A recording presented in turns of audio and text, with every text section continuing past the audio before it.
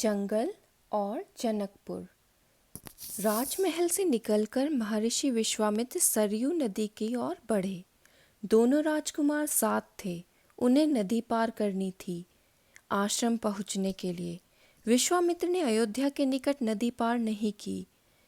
दूर तक सरयू के किनारे किनारे चलते रहे, दक्षिणी तट पर, उसी तट पर जिस पर अयोध्या नगरी थी। वे चलते रहे। नदी के घुमाव के साथ साथ राजमहल पीछे छूट गया। उसकी आखिरी बस्ती भी निकल गई। चलते चलते एक तीखा मोड़ आया तो सब कुछ दृष्टि से ओझल हो गया। राम और लक्ष्मण ने एक बार भी पीछे मुड़कर नहीं देखा।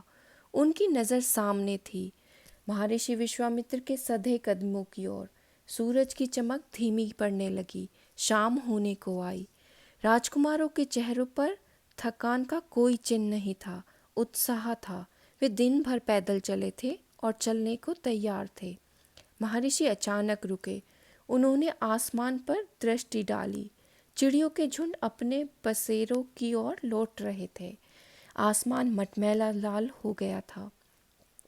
चरवाहे लौट रहे थे, गायों के पैर से उठती धूल में आधे छिपे हुए।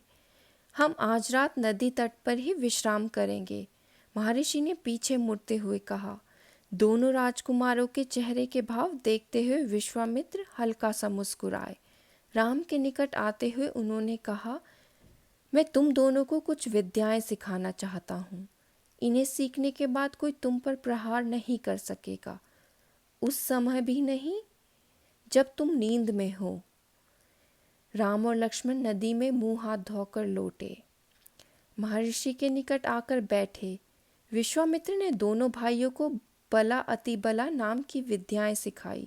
रात में वे लोग वहीं सोए, तिनकों और पत्तों का बिस्तर बनाकर।